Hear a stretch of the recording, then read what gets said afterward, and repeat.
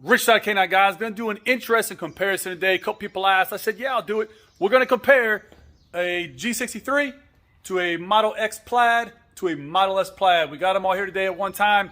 Hard to tell where my cars are at any point, but we're gonna do a quick little review, go over these three beasts right here.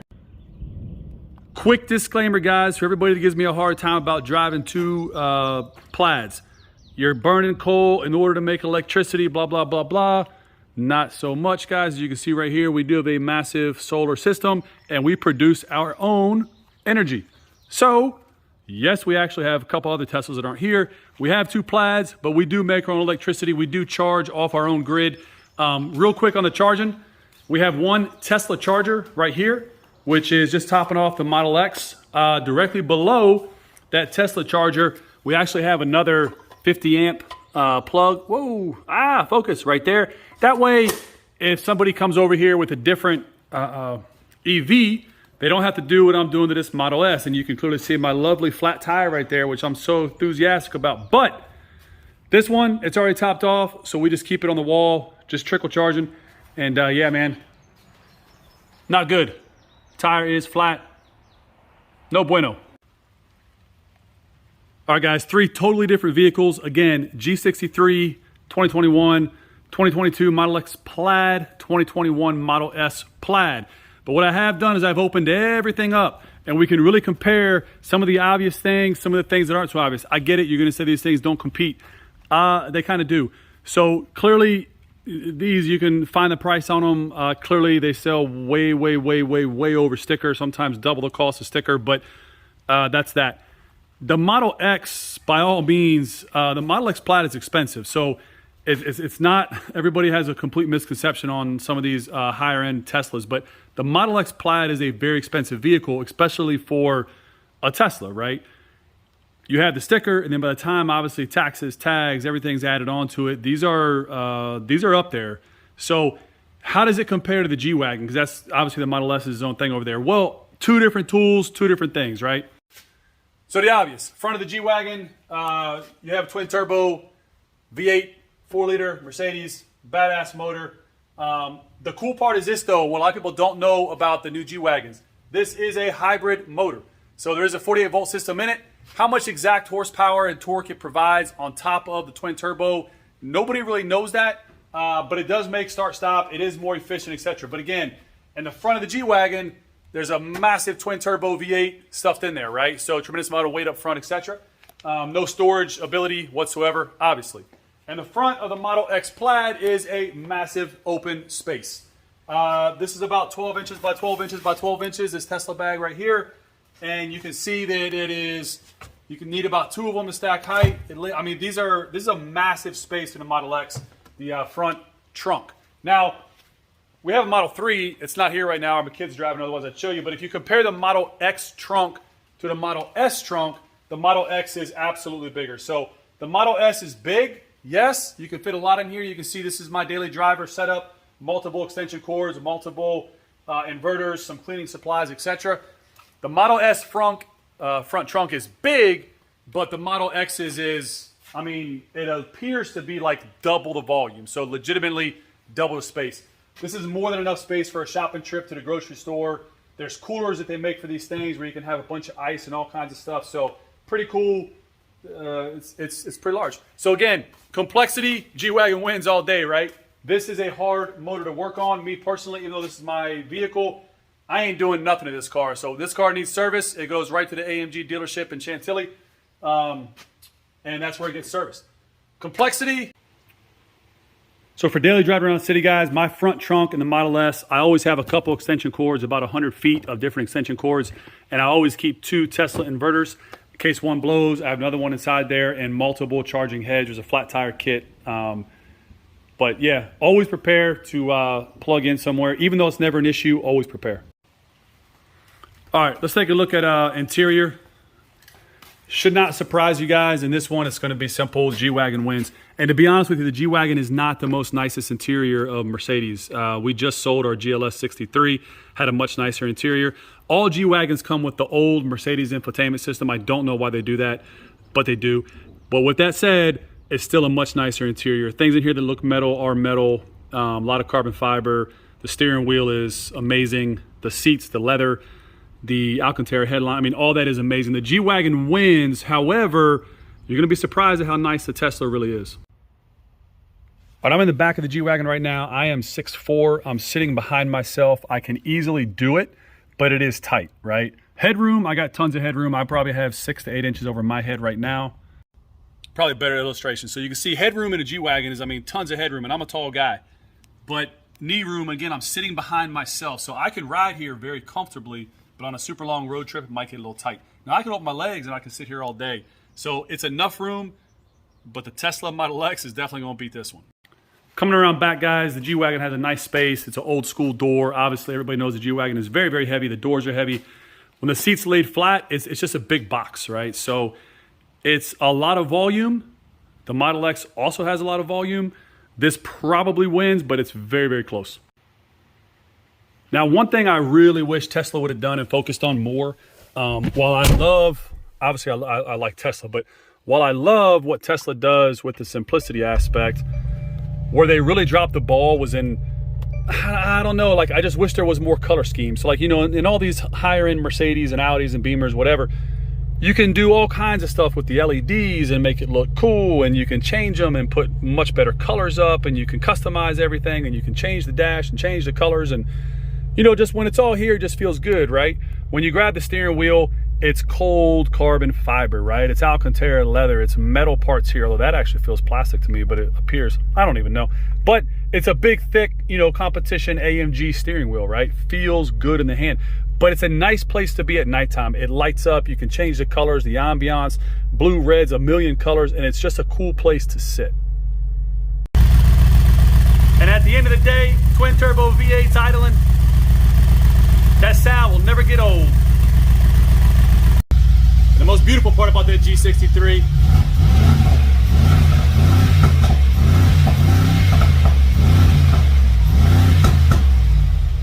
never gets old. Of course, my time, and it's now pouring rain out here, but that's okay. We're gonna continue on. That's why we built the carport.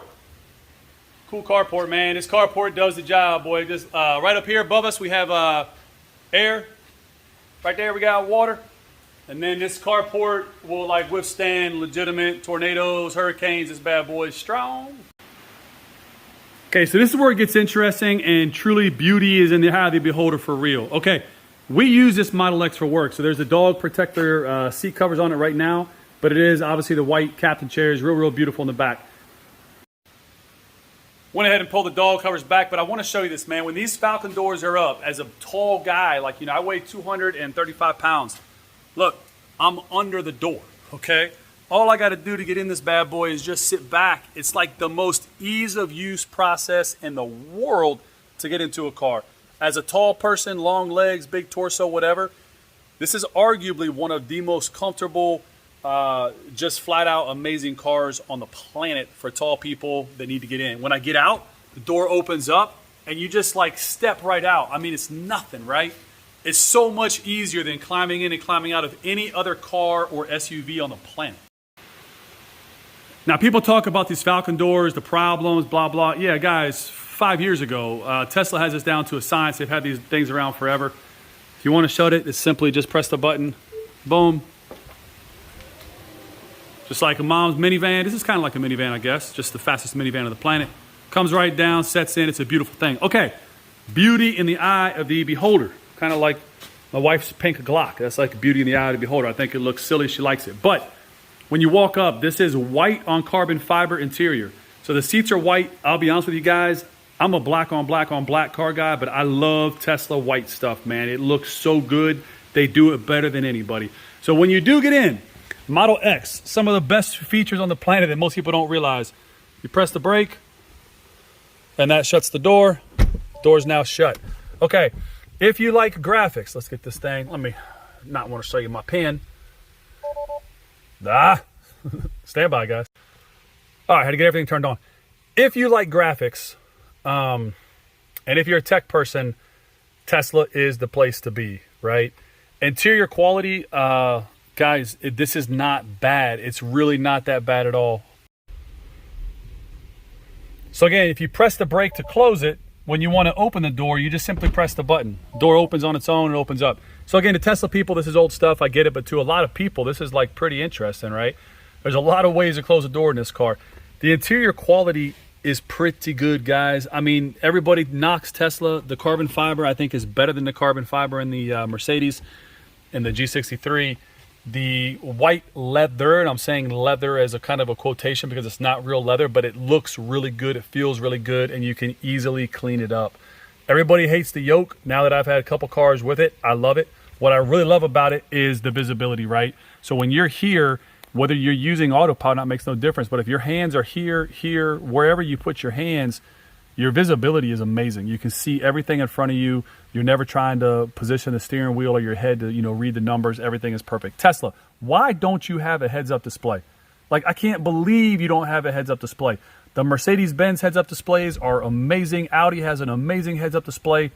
Tesla, why don't you? That's an annoying thing. I really don't understand it.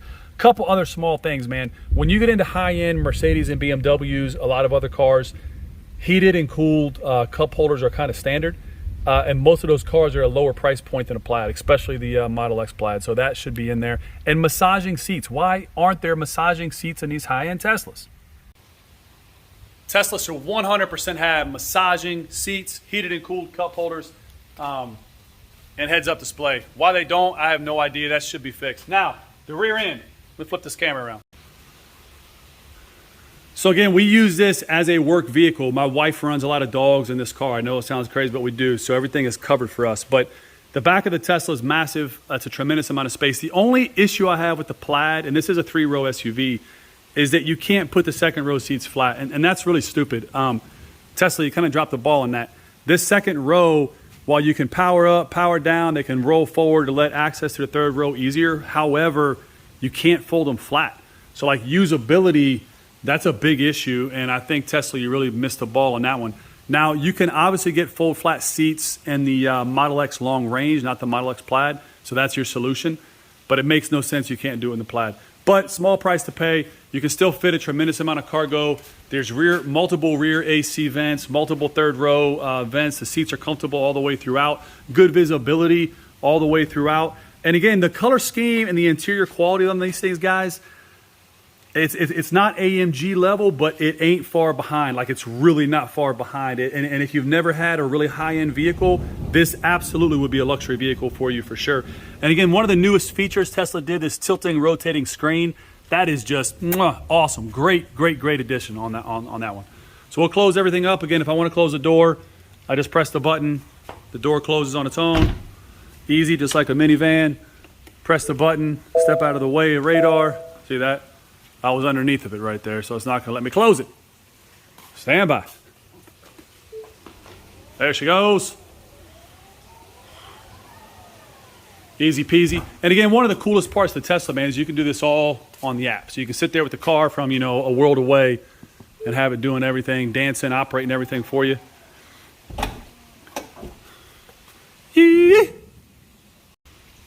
All right, guys, on to one of the coolest cars on the planet. So this is my Model S Plaid. I mean, this is my Model X too, but my wife drives most of the time, but this is my car. So what have we done to this car? We obviously have a wrap on it, and we've blacked out all the windows. So it's a midnight gray wrap over the Tesla gray paint. So it does a real nice job. So like on all the seams when the doors open, you really can't tell. It looks like a factory color because there is no offset, but it's a satin matte. That doesn't make sense, but it's like, but it kind of is. It's like neither matte nor satin. It's like this just in between. It's dirty right now. It's got a flat tire. That'll get fixed. No worries. But car looks good. Black windows, windshield's tinted, whole 9 yards. The car itself is a cream, not white, but cream interior with carbon fiber. So the Model X was white with carbon. This is cream with carbon. Everything on the dash is exactly the same, so we don't got to worry about that. But again, I think people give Tesla a hard time about quality now. Let me jump in the back. So I'm in the back of the Model S Plaid. Again, I'm 6'4". I'm sitting behind myself, okay? Door shut. My knees have to be open. That's fine. My feet can go into the seat, and I have plenty of headroom. I'm not even touching. I'm touching the back right here, but there's nothing. I can put my hand over my head. Now, I wish I had more room, but again, I'm 6'4", so it is what it is. You can kind of see as we start shutting some of these windows how dark it can actually get in the car. I want to leave some open to let some light in. But the 10% carbon all the way around and then 70% on the windshield does a real good job keeping the sun off the car. Now, interior quality. Let's really talk about that. Now, before we talk about interior quality, let's look at how much usable space is in the Model S. Now, this is going to sound crazy. There's almost more interior space in the Model S than the Model X because of those seats, because these seats fold totally flat and you can have a completely flat load floor. So some other modifications I forgot. We do have liners and everything in the Model S. So the back, the middle, and the front all has the liners. This flips open. So you can have a completely blacked out load floor there when the top is down. But again, for us, because we have blacked out windows, when the top is down, it doesn't matter if that's in place or not, you cannot see through. So you have to be like right up on the glass, covering your eyes to see through at all. It's 10% with a little bit of a reflectiveness to it. And then the front, even though it looks like it's clear through, it's not. It's 70, so it does a really good job at just reflecting a lot of heat. Interior quality of a Tesla, it's the biggest thing you'll read about. They have made leaps and bounds in these newer vehicles, I can promise you that. But I also have a 2018 Model 3 that's not bad. I think people are a little bit critical on some things, and they forget that even on a brand new G63, there's issues inside. On a brand new G63, there are some brittle plastics in some places that make you go, what? But nobody would ever question that because it's an AMG product, right? But if you saw that on a Tesla, it's the first thing they say. I have owned many very high-end vehicles. I have owned about every brand you could say. Name it, high-end luxury SUV. I've probably owned it at some point in time. I do flip a lot of cars. The Model X Plaid, this brand new 2022, is very nice on the inside. 2021 Model S Plaid is almost identical, but there's a couple upgrades here that do make it better. So is it like a high-end AMG where there's metal and tin and cold material and no. But is it pretty nice? Yes. This also has Alcantara. So is the Model S, just like the G-Wagon. I don't know. I think if you're really used to like S-Class Mercedes, 7 Series, 8 Series, BMWs, Rolls-Royce, not so much some other Italian cars, but if you're really used to really nice high-end interiors, yes, you're going to find faults with the Tesla. If you can look past that and deal with the speed and the funness and the everyday drivability and the easy use of a Tesla, you'll fall in love. One question I often get asked between the Model X Plaid and the Model S Plaid is which one's a better vehicle. Honestly speaking, it's going to rub a lot of car enthusiast guys the wrong way. Model X Plaid all day. The Model S is faster. The Model S handles better. I get it, but it's only faster. I mean, you're talking like quarters of a second. But it is faster. It is faster. It does handle better. And yeah. However, why doesn't the Model S get automatically opening doors like the Model X does? Why doesn't the Model S have soft close, auto closing doors like the Model X does? Some of those features that might seem gimmicky, but once you have them and you're used to them, you're like, man, this is awesome. You know, the ability to walk up to a car and the door opens for you without doing anything, and then you sit down and touch the brake and the door closes and the car goes into drive and starts going forward, and the car can sense the rain, the lights. The car does almost everything. I mean, it's such a relaxing experience, and the Model X does it. Why doesn't the Model S? Another question I get asked a lot. If I have multiple Teslas, we have 3, why do I have gas guzzling twin turbo V8s? Well, to break a lot of people's hearts, that's my thing. I like fast cars. I like twin turbo V8s, but I love electric. I will never again buy another gas vehicle, ever. But I'll also never get rid of this G63. Every vehicle going forward will be electric. And for the people, again, I got to remind you that say that, electric cars run off we have a massive solar system. We produce our own electricity. So that is what it is. And again, while it may look a little bougie at the end of the day, in an oh shit moment, get out of jail situation, we can 100% stay off grid with a Tesla. I cannot stay off grid with a twin turbo V8. So that's always something to think about.